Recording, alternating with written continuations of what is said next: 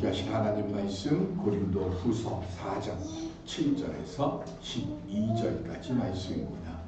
고린도 후서 4장 7절에서 12절.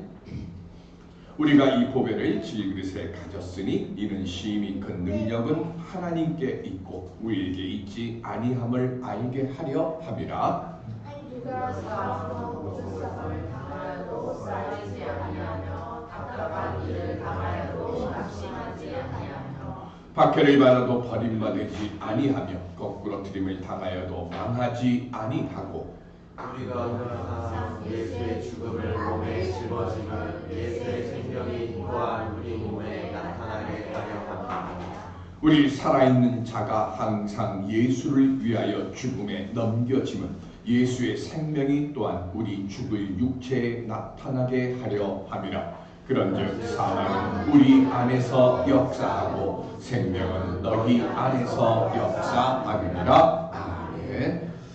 우리 옆에 분들과 함께 인사하실까? 지난 1년 동안 참 수고 많으셨습니다.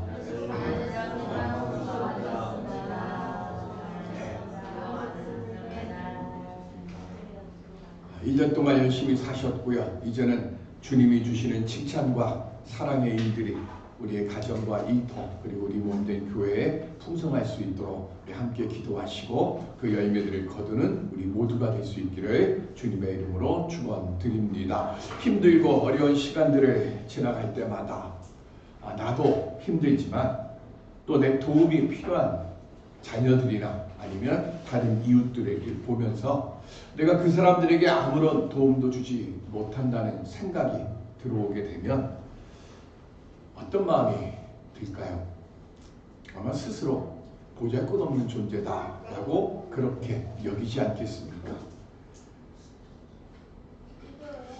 무언가 좀 해주고 싶은데 뭐 돈이라도 있으면 돈도 좀 주고 아니면 내가 백이라도 있으면 누군가에게 얘기해서 그 문제 아주 좀 높은 사람이 있으면 해결될 수 있는데 그런 거 해주지 못하고 그러면 그리고 그 모습을 보고 있는데 막 발을 동동동 구르면서 어떡하지 라고 얘기할 때 그때 내가 참 무기력해졌다라고 하는 생각 들지 않겠습니까? 그런 생각과 그런 마음을 바꾸기 위해서요. 성도들이 가져야 될 게 있습니다. 제일 먼저 해야 될 것. 그게 뭐냐면 영혼의 그릇을 키우는 겁니다.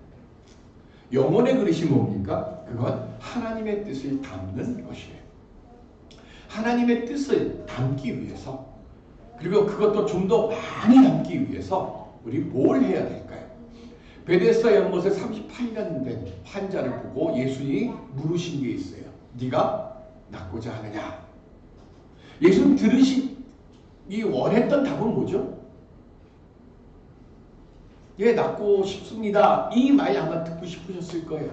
그런데 그 사람이 뭐라고 얘기를 합니까? 물이 움직일 때 아무도 나를 여기에 넣어주지 않습니다. 예수님께서 물으셨던 건 딱 하나입니다. 아직도 희망 가지고 있느냐? 그리고 너 아직도 고침을 받을 수 있을 것이라고 생각하느냐? 그걸 지금 예수님이 물으셨는데 우리는 어떻게 되는가 하면 사강이라고 하는 현실의 벽에 딱 부딪히게 되면요. 그 너머를 못 보게 됩니다. 내가 지금 안 되는 것, 그리고 내가 계속 실패하는 것, 내가 계속 할 수 없었던 것, 그걸 가지고 뭐 하는가 하면 나중에는 처음에는 할 수 있다라고 하는 생각도 들고 이걸 어떻게든 고쳐보겠다는 마음도 드는데 계속해서 그렇게 되다 보면 어떻게 되는가 하면 현실에 뭐 하는 거예요? 적응하게 됩니다. 현실에 적응하다 보면 이 현실, 이 상황을 타파할 수 있는 방법이 눈에 안 들어오는 거죠. 그러니까 예수님이 말씀하실 때 그 너머를 보지 못하는 거예요. 그러다 보면 당연히 뭐가 되는 거죠? 영적 그릇이 작아집니다. 그런데 이 작아진 영적 그릇을 넓힐 수 있는 방법이 하나 있습니다. 그게 뭡니까? 요한복음 5장 8절.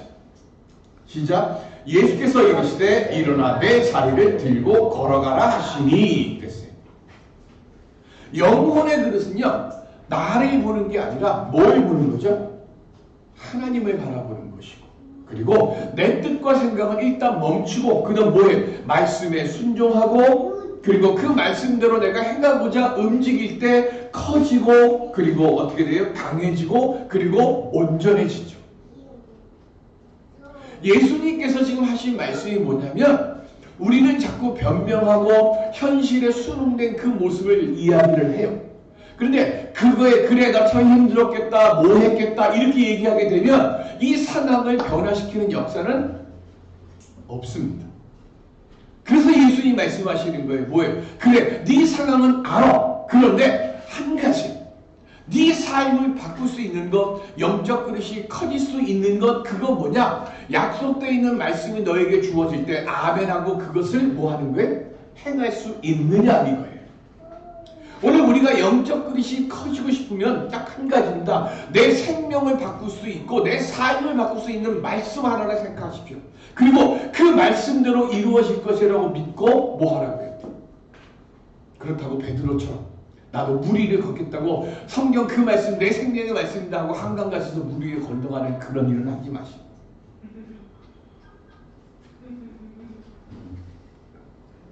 중요한 건 뭡니까? 그 말씀이 내게 능력이 된다고 믿고 고백할 수 있어야죠. 38년 동안 그렇게 수도 없이 머리로 뭐 했을까요? 움직이는 거 꿈꾸지 않았을까요? 머릿속으로만 계속해서 꿈꾸고 생각하고 생각했던 그 일들 앞에 그래 일어나 네 자리 들고 걸어가라고 하는 그 말씀이 탁 주어질 때 그때 어떻게 했어요? 그냥 말씀대로 움직였잖아요. 중요한 건 그거예요. 된다 안 된다 생각하고 판단하는 게 아니라 나는 이 말씀대로 되어질 줄로 믿습니다라고 하고 순종하는 그 믿음이 있을 때 영적 그릇이 한순간에 확 커지는 거예요. 그 이건희 회장이 유명한 말씀들을 많이 남겼는데요. 요즘 제가 했던 게 그겁니다. 부자처럼 생각하고 부자처럼 행동하라. 부자처럼 생각하는 게 뭔지 모르겠습니다. 부자처럼 행동하는 게 뭔지 모르겠습니다. 그러나 중요한 것은 뭐냐면 내 생각을 바꾸고 내 행동을 바꾸라는 거죠.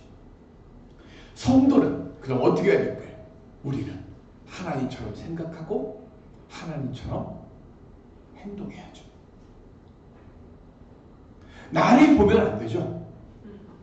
하나님의 영광을 위해서 일어서려고 하고 하나님의 영광을 위해서 생각하려고 하는 그 마음을 갖고 그렇게 내가 문을 두드리는 그 믿음을 가지게 될 때 그때 내가 하는 것이 아니라 나를 통해 이루고자 하시는 그래서 하나님께서 하시고 싶어하는 할 수 있도록 나를 사용하시고 나를 통해 주님의 영광을 드러내도록 우리를 하나님이 사용하시도록 주님 제가 여기 있사오니 저를 써주소서.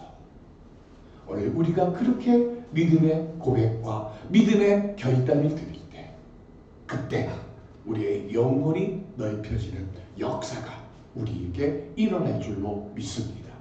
힘들고 어렵습니다. 그런데 나는 못 고칩니다.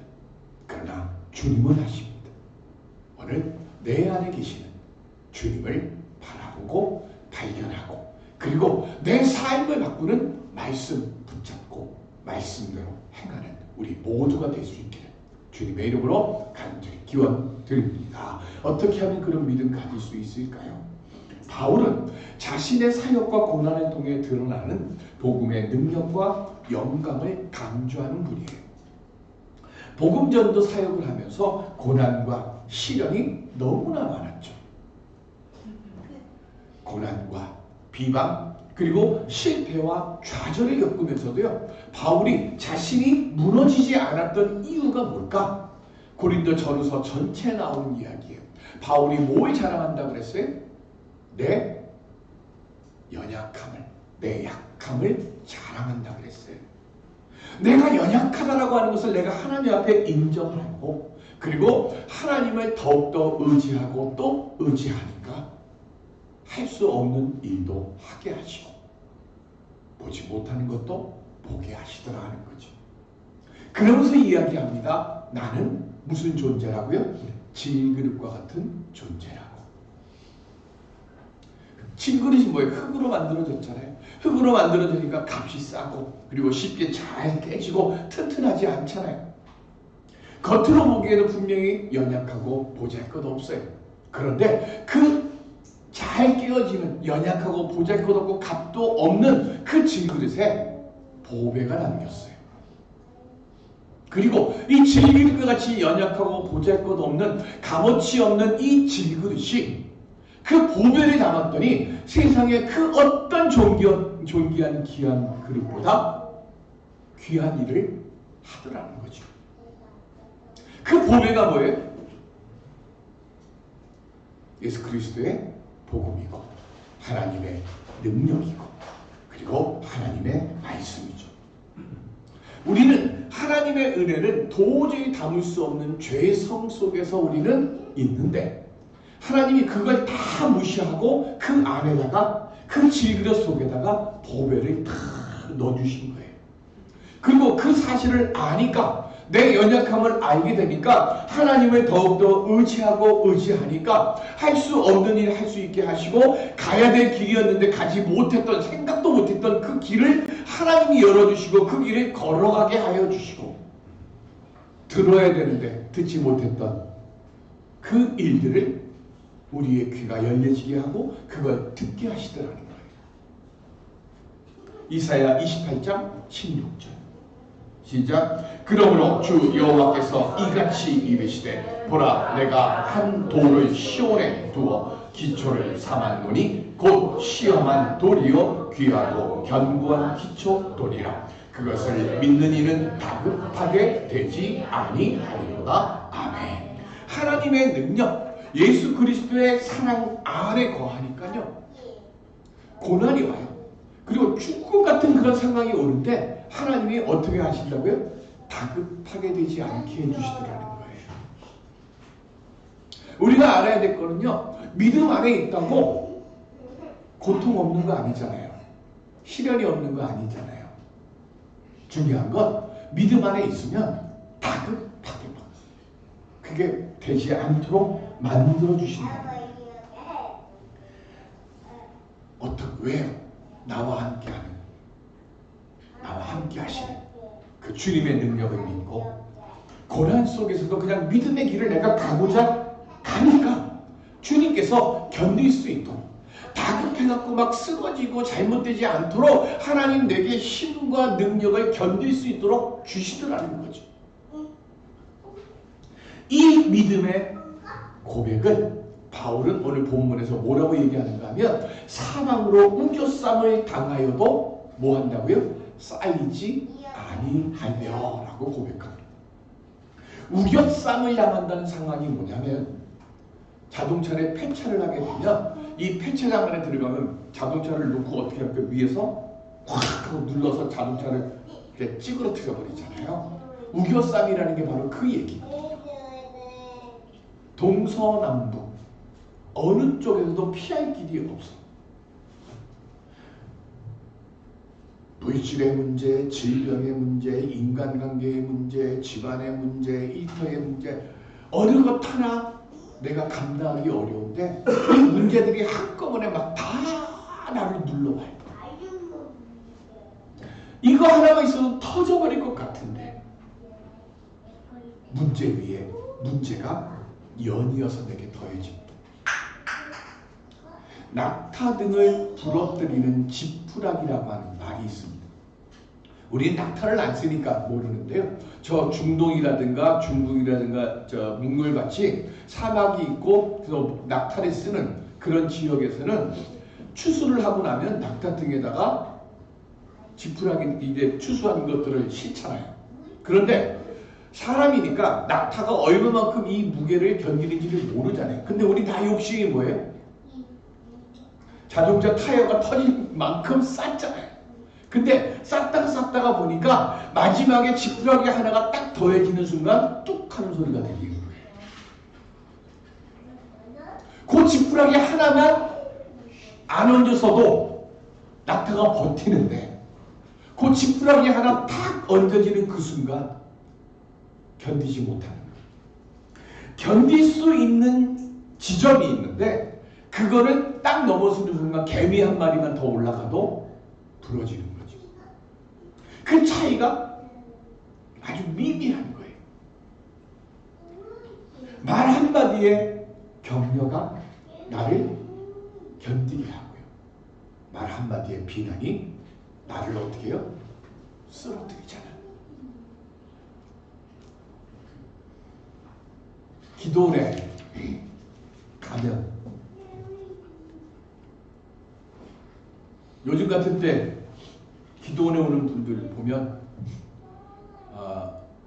기도 제목이 보통 있어야 가는 거 아니잖아요.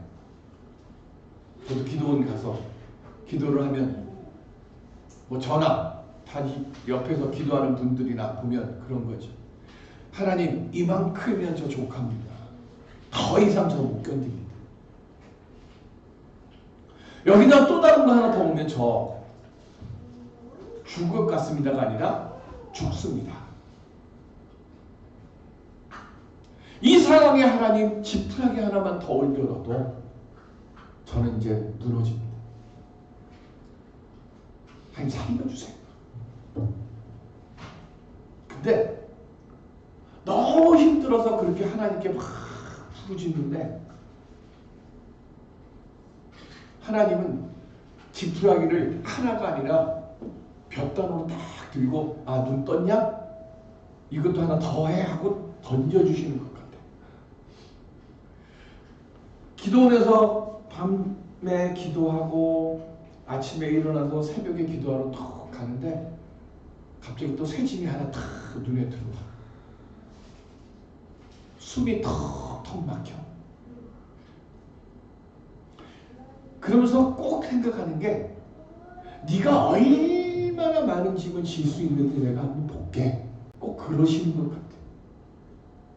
근데 그리고면서도 기도를 하고 딱 나오는데 생각해보면 그런 거예요. 성경 어디에도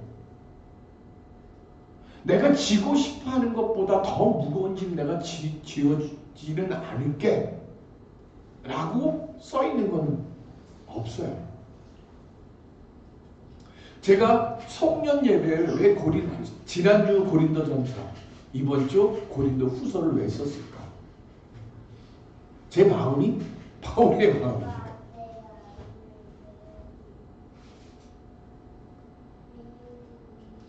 바울이 주님의 일을 하면서 깊은 바다에서 일주일을 지냈고요. 배 타고 가는데 3번 배가 부서져요. 강에도 빠져보고 강도도 만나고, 그리고 제가 제일 많이 쓰는 얘기, 돌 던져서 쓰러져서 죽은 줄 알았더니 죽은 시체는 성 안에 둘 수 없으니까 성 문 밖에다 툭 집어 던졌더니 거기서 다시 살아나서 문 열고 다시 들어가서 복음을 전하고, 그리고는 요양하러 가는 40에 하나 가만매도 많고, 그리고 무엇보다도 저 사람 내가 믿을 수 있어라고 했는데 그 사람이 내 뒤통수 치고, 그렇게 수없이 많은 좌절과 고난을 겪고 난 뒤에 바울이 이런 고백을 합니다. 고린도전서 10장 13절 시작. 사람이 감당할 시험 밖에는 너희가 당한 것이 없나니 오직 하나님은 믿부사 너희가 감당하지 못할 시험 당함을 허락하지 아니하시고 시험 당할 즈음에 또한 피할 길을 내사 너희로 능히 감당하게 하시느니라. 아멘. 고린도후서 제가 1장을 바울 서신 중에서 제일 좋아해요.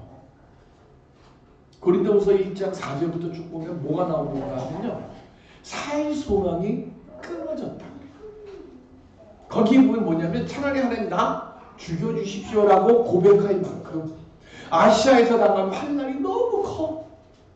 그렇게 살 소망이 다 끊어질 만큼 낙심되는 고난도 겪고 막 그렇게 하는데, 그럴 때마다 죽은 자를 다시 살리시는 하나님의 바라보게 만드시고, 그래서 바울이 약한 것을 자랑하게 만드시고 그 약한 것을 자랑하게 하시니까 하나님이 고통의 때에 그를 일으켜 세워주시더라는 거죠.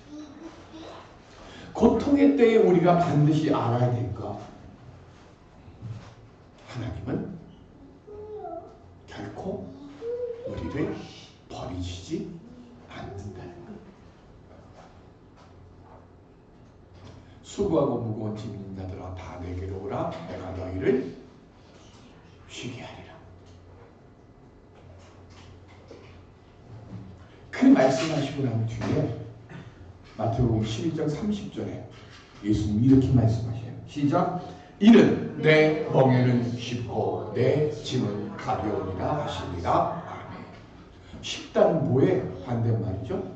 어렵다의 반대말이죠. 가볍다는요, 무겁다의 반대말이에요. 예수 그리스도 없이 지기 어려운 짐이에요. 그런데 그 짐을 예수 그리스도와 함께 지면 어떻게 한다고요? 지기가 쉽게 해주신다는 거예요. 혼자 지면 무거워요. 그런데 내 안에 계신 보배이신 예수 그리스도와 함께 지면 그 짐을 감당할 수 있도록 하나님이, 주님이 쉽게 만들어 주신대요. 예수 그리스도께서 내 안에 계신 보배이시기 때문에 가능합니다. 바울은 언제나 자기 자신 안에 계신 예수 그리스도라는 보배 때문에 어떤 시련이나 고난, 고통도 쉽고 가볍게 감당하며 지낼 수 있었다고 고백하는 것. 이게 고린도 전후서의 결론이잖아요. 그리고 고린도 전후서의 결론 끝에 우리가 가장 좋아하는 말씀 중에 하나, 빌립보서 4장 13절에 나오는 내게 능력 주시는 자 안에서 모든 것을 할 수 있다고 고백하게 만드셨어요. 오늘 바울이, 주님이 말씀하셨어요. 내게로 오라. 내가 너에게 짐이 하나도 없게 해줄게. 그런 말씀 안 하셨어요. 무거운 짐, 어려운 짐 그대로 있어요. 그런데 중요한 건 예수 그리스도와 함께 하면 그거를 감당할 수 있도록 주님이 능력 주신다는 거예요. 그걸 내가 알려면 뭘 해야 돼요? 바울처럼 내가 약한 것을 자랑해야 됩니다. 왜요? 이사야 43장 1절 시작. 야곱아 너를 창조하신 여호와께서 지금 말씀하시느니라. 이스라엘아 너를 지으신 이가 말씀하시느니라. 너는 두려워하지 말라. 내가 너를 구속하였고 내가 너를 지명하여 불렀나니 너는 내 것이라. 왜 하나님께서요 야곱이라고 부르시고 이스라엘이라고 부르셨을까요? 야곱은 누구고 이스라엘은 누구죠? 야곱은 하나님을 제대로 만나기 전에 이름이 야곱입니다. 이스라엘은요, 야복강가에서 하나님을 제대로 만난 뒤에 하나님이 직접 주신 이름이 이스라엘이죠. 중요한 건 하나님은요, 하나님을 만나기 전에 야곱도 사랑하셨고요, 하나님을 만난 이후에 이름이 바뀐 이스라엘도 사랑하셨다는 거예요.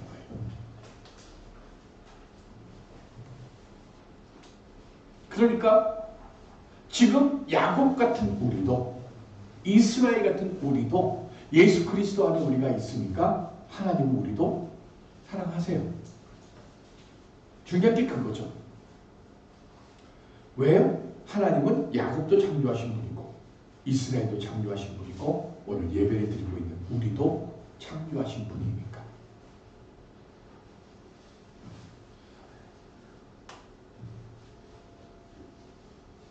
야곱은요, 간사한 사람이고 욕심 많은 사람이고요, 야비한 사람이에요. 어디까지 야비해요? 자기 형 에서가 자기를 죽이려고 400명의 군사를 이끌고 왔을 때 가축 보내고 노예들 보내고 자기 아내들과 자기의 아들도 강 너머로 다 보내. 그리고 이쪽 강가에 야복 강가 이쪽에는 자기 혼자 있어요. 왜 그렇지? 혹시 화난 에서가 자기 식구들이랑 자기 가축이랑 자기 소유물들을 다 죽이면 어떻게 하려고? 도망가려고. 그만큼 이기적인 사람이 야곱이었어요. 그런 야곱에 하나님이 찾아오셨어요. 그리고 밤새도록 그와 싸우시고 그를 변화시켰어요. 그리고 이스라엘이라고 이름을 바꿔주셨어요. 오늘 우리들은 야곱보다 낫습니까? 오늘 우리들은 이스라엘이라고 이름 불림을 받을 만한 믿음의 자리에 있습니까? 그러면 야곱보다 나은 것 없는 우리를 하나님이 사랑하실까요? 감히 이스라엘이라고 내 이름 불러주세요라고 외치지도 못할 우리를 하나님은 사랑하실까요?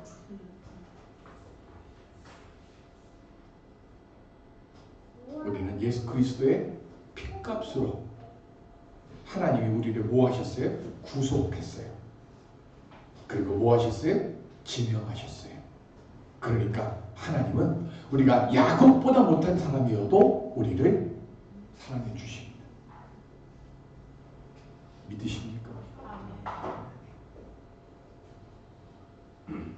그러니까 우리는 질그릇이지만 하나님이 절대로 우리를 깨지게 버려두시지 않습니다. 참 1년 동안 수고하셨습니다.